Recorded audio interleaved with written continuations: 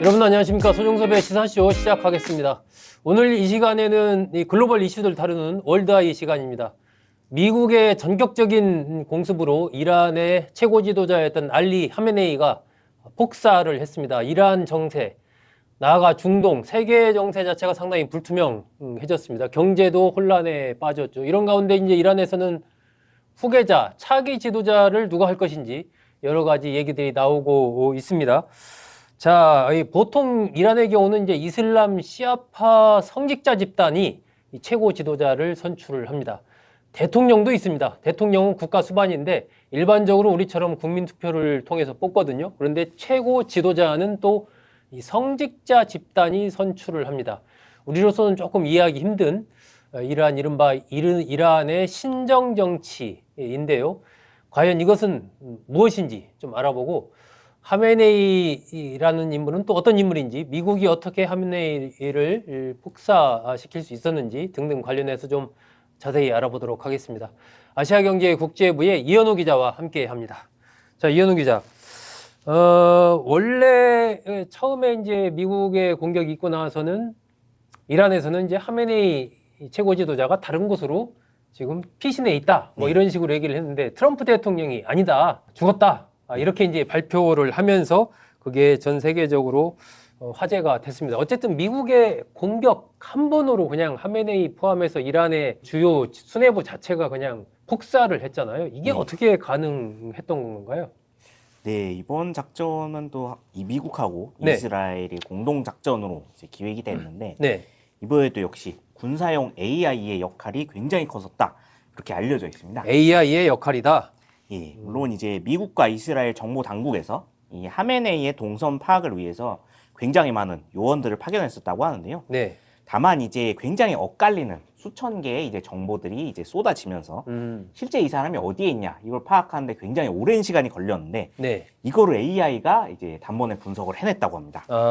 또 미군과 이스라엘군이 AI가 지목한 유력 장소를 이제 모두 공격하기로 합의를 하고 다른 이런 이란의 주요 수뇌부 인사들의 동선도 모두 파악을 해서 이제 공격 대상으로 삼았다고 했는데요. 이란의 주요 대도시에 이제 1000곳 이상의 목표를 향해 동시에 타격을 했다고 합니다. 네. 특히 이번 작전은 굉장히 특이했던 게 아침 7시 30분, 그러니까 이제 해가 뜬 이후에 시작이 된 거죠. 보통 이런 경우는 좀 그 눈치채지 못하게 밤중이나 좀 이 저녁 어스름이 내릴 때 이럴 때 공격하는 게 보통 아니에요?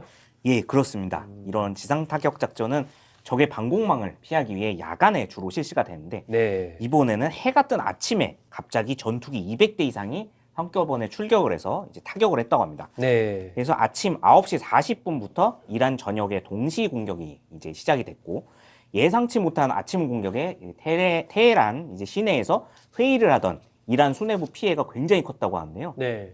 이 공습 과정에서 미군은 6명이 전사했다고 발표가 됐지만 이란은 지금 피해 규모가 아직도 추정도 제대로 못 되고 있다고 합니다. 지금 최고 지도자 하메네이의 죽음을 포함해서 고위급 인사만 40에서 50여 명이 폭사당한 것으로 알려져 있고요. 최소한 지금 사상자는 700명이 넘는다. 그렇게 집계가 되고 있습니다. 무엇보다 이게 1차 공습이었는데 바로 이란의 최고 지도자가 폭사를 하면서 네. 전 세계가 더 크게 놀라게 됐는데요. 트럼프 대통령이 지금 밝힌 바로는 미군은 앞으로 최소 4에서 5주 동안 이란에서 군사작전을 할 거다. 그렇게 되면은 아마 피해 규모가 더 커지지 않겠냐 그런 예상도 나오고 있습니다. 네, 그렇군요. 이게 뭐 저희 소종섭의 시사쇼에서도 전에 그 베네수엘라 마두로 대통령 체포작전 그 관련해서 이제 이현우 기자와 이야기할 때 그때도 이제 이란 얘기가 나왔었는데 이란은 좀 베네수엘라랑 다르다. 이란은 좀 여러 가지 어려움이 있을 것 같다. 뭐 이런 얘기를 주고받았는데 이게 일반적인 어떤 전망이었죠. 그런데 미국의 그 이란에 대한 공격 그야말로 뭐 하늘에서 폭탄이 비처럼 내리면서 그 정확하게 또 공격을 하다 보니까 상당히 이란이 당한 것 같습니다. 예상할 수 없었던 시간에 그야말로 이제 일종의 이란으로서는 기습을 당한 거 아니에요? 예, 그렇습니다. 그러다 보니까 대처를 전혀 못했고 그래서 이제 지도부가 폭사를 한 건데 이 하메네이 최고 지도자 1989년부터 최고 지도자가 됐으니까 37년간 집권을 해왔는데 보통 우리가 이제 뉴스에서 보다 보면은 어쨌든 순교했다. 예. 또 뭐 성직자다 이런 식으로 이제 뉴스가 계속 나오거든요. 이게 우리가 이해하기는 조금 힘든 얘기인데 이거 왜 이렇게 최고 지도자를 부르는 건가요? 네, 이게 이란의 또 독특한 신정 정치 체제를 이해하지 않으면은 좀 이해하기 힘든 구도긴 한데요. 네. 이란은 사실 이제 실제 국가 수반 대통령이 움직이는 이제 정부와 함께 음흠. 이제 최고 지도자가 움직이는 조직체가 이제 두 개가 함께 국가를 운영하는 형태라고 합니다. 아, 이렇게 이원화가 돼 있군요. 예, 그렇습니다. 실제 국가 운영 주체는 이제 이란 정부고 네. 이제 대통령제로 우리나라와 똑같이 국민 직선제로 이제 선거로 선출을 합니다. 네. 미국처럼 대통령 임기는 4년이고 한 번 연임이 가능하다고 알려져 있습니다. 사실 이렇게만 보면 크게 특별할 게 없는 제도인데 네. 근데 이 대통령이 국가 원수는 또 아니라고 합니다. 아. 국가 원수는 대통령이 아닌 행정적으로는 국가 수반이지만 예. 국가 원수는 아니다. 그렇습니다. 아, 그렇군요. 이 국가 원수는 이제 이란 페르시아어로 나흐바르라고 불리는 최고 지도자가 또 국가 원수인데요. 네. 이 최고 지도자는 이슬람 시아파 성직자들로 구성된 전문가 회의라는 조직에서 선출을 한다고 합니다. 네. 이 전문가 회의는 이란 전역에서 명망이 높은 성직자 88명으로 구성되는 조직인데 여기는 임기가 8년이고 네. 이 사람들은 국민투표로 뽑습니다. 아, 이게 과거에 아마 여러분 기억하실지 모르겠습니다. 우리나라 그 통일주체 국민회의라고 70년대에 있었던 그런 식으로 국민의 그 대의원들을 국민이 뽑고 그 대의원들이 모여서 대통령 뽑고 이런 구조인데 이란의 이 전문가 회의라는 조직도 비슷하네요. 국민들이 이 88명을 뽑고 88명이 모여서 최고 지도자를 뽑는 이런 구조로 돼 있군요. 국가 예, 원수는. 맞습니다. 구조랑 정말 비슷한데요. 네. 그런데 이 사람들, 이 후보로 올라올 수 있는 사람들이 모두 시아파의 고위 성직자들만 후보로 올라올 수 있다고 합니다. 성직자들만. 예. 근데 또 최고 지도자는 임기가 또 없습니다. 종신직인데요. 네. 그래서 1979년 이슬람 혁명 이후 이제 초대 최고 지도자였던 루훌라 호메이니가 사망하고 1989년 전문가 회의가 소집이 됐었고 이번이 두 번째 소집이라고 합니다. 네. 이 최고 지도자가 좀 특이한 게 국가 원수로서 본인이 국정에 개입을 하고 싶으면 할 수 있습니다. 근데 이제 심지어 정부군과 별개로 사병 조직도 가지고 있는데요. 아하. 그게 바로 이란 혁명수비대입니다. 네. 사실은 이 조직은 이란 정규군하고는 별도의 조직인데요. 이란의 육군, 공군, 해군 조직은 이란 정부군 소속이고 네. 이란의 특수부대와 미사일, 드론 부대 등은 또 혁명수비대 조직이라고 합니다. 아, 그 특수부대도 있고 하면 뭐 이 혁명수비대가 핵심 전력이네요. 예, 그렇습니다. 그래서 이제 혁명수비대가 더 많은 예산을 배정받다 보니까 네. 이란군과도 사이가 좋지 않다고 알려져 있습니다. 근데 사실은 이 하메네이 지도자는 원래 이란의 이제 작은 시골 지역의 하급 성직자였다고 알려져 있던 사람입니다. 네. 이란 팔레비 왕조 시절에 이제 호메이니의 이슬람 혁명 운동에 동참을 해서 이제 굉장히 많은 고문을 받았었고 네. 감옥에도 오랫동안 갇혀 있고 그랬다고 알려져 있습니다. 네. 그 이후에 이 혁명이 성공을 하면서 고위 성직자가 됐고 그리고 1989년 호메이니의 사망과 함께 이제 후계 최고 지도자에 올랐습니다. 5년 뒤에는 이제 시아파 이슬람 최고 성직자인 아야톨라가 됐다고 했는데요.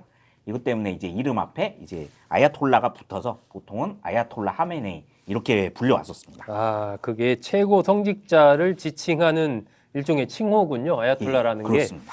아, 어쨌든 뭐 이현웅 기자 설명, 이 이란의 통치 구조 이원화돼 있다.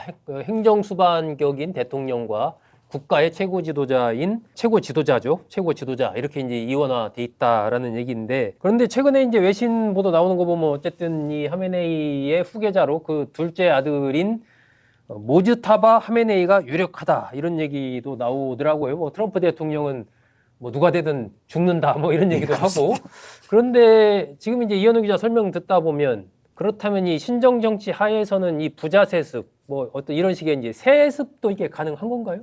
예, 사실은 이란 최고 지도자 자리는 아무래도 여기가 성직자들로 임명되는 자리다 보니까 네. 원칙적으로는 부자 세습은 금지되어 있는 걸로 알려져 있는데요.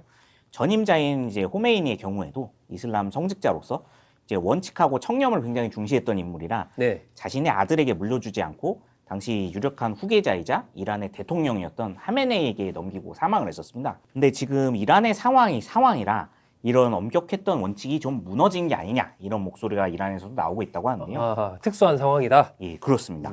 지금 모스타바 하메니를 지지하고 있는 세력은 이란 혁명수비대라고 합니다. 네. 이들은 이제 대미 강경론자들이 대부분이고 하메니 최고 지도자가 굉장히 오래 집권을 하다 보니까 사실상 이 가문의 사병으로 이제 변질이 됐다는 거죠. 네. 그래서 하메네이의 차남이 되는 거를 이들이 강하게 지지를 하고 있고 하메네이의 죽음을 순교로 선포를 하고 장기 항전으로 가자 이런 주장을 하고 있다고 합니다. 그런데 또 일각에서는 또 하메네이의 아들이 바로 차기 지도자가 되면은 이 사람도 미국과 이스라엘의 표적이 돼서 제거당하지 않겠냐. 그래서 당장은 내세우면 안 된다. 이런 신중론도 나오고 있어서 아직은 상황이 좀 유동적이라고 알려져 있습니다. 아, 그렇군요. 거기야 이 37년을 집권했으니까 그 집권 최고 지도자를 그 이른바 고위하는 이 혁명 수비대로서는 거의 사병 같은 그런 움직임을 보일 수도 있겠네요. 그러다 보니까 이 차남을 지지를 하고 있다. 그런데 이제 차남이 만약에 집권을 하게 되면 지금 이현우 기자 설명대로 이란 혁명 수비대가 강경 투쟁을 주장을 하고 있고 그러면은 미국과 이란의 이 미국에 대한 공격이라든지 이런 게 상당히 좀 장기화될 가능성이 더 커지는 거 아닙니까? 이건 어떻게 봐야 됩니까? 네, 아무래도 이제 이런 이란 후계 구도에서 만약에 하메네이의 차남이 집권하면은 네. 좀 장기적 우려가 더 커질 걸로 예상이 되고 있는데요. 무엇보다 지금 이 사람이 되게 되면은 결국에 이 사람의 집권을 도운 혁명 수비대가 가장 이제 권력의 중심에 서게 되면서 네. 근데 또 이들은 항전 의지가 워낙 높은 조직이다 보니까 하메네이의 차남을 사실상 이제 자신들의 우두머리로 두고 이제 이들이 집권하면 장기 항전을 이끌고 나가는 이른바 이제 열쇠로 사용하지 않을까 그런 우려들이 나오고 있습니다. 네. 사실 미국과 이스라엘도 이것 때문에 대응 방식을 두고 굉장히 고심이 깊어지고 있다고 하는데요. 그래서 이제 최근에는 이란 서부에서 분리독립 운동을 하고 있었던 쿠르드족에 이제 지원을 해서 혁명 수비대 전력을 분산되게 만들거나 네. 이란 내부에서 반체제 인사들을 계속 지원을 해서 민중봉기를 자극하는 여러 대응 방식들이 함께 추진되고 있다고 합니다.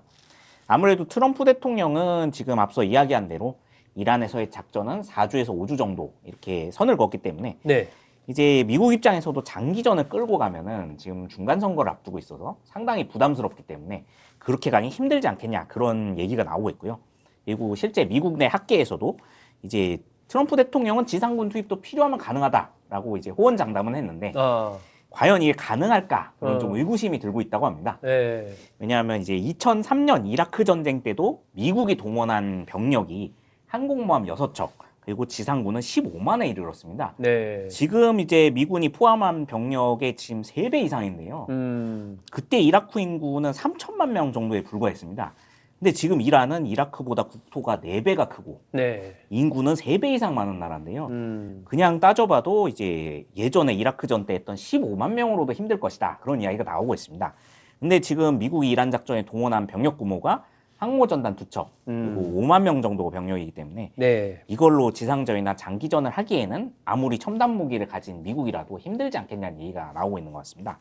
결국에 이란을 협상 테이블에 앉히기 위해서 트럼프 대통령이 이제 점점 강한 수사를 쓰면서 이제 장기전을 할 수 있다 그렇게 엄포는 놓고 있지만 실제로는 이제 다양한 방식으로 이제 자신이 원하는 후임 지도자가 나오기를 바라면서 이제 이란을 여러 각도에서 압박을 하는 게 아니냐 그런 분석들이 제기되고 있습니다. 아, 그렇군요. 미국 내에서 뭐 이 전쟁에 반대하는 여론도 또 상당히 높습니다. 이런 부분 또 트럼프 대통령에게 부담이 되겠죠. 어쨌든 이 미국의 이란 공격 또 이란의 중동 여러 국가에 대한 공격 이런 것들이 맞물리면서 우리 경제에도 여러 가지 영향을 주고 있습니다. 어쨌든 정부가 위기 관리에 들어간 상황이기 때문에 어떻게 전개될지 좀 예의주시할 필요가 있지 않나 싶습니다.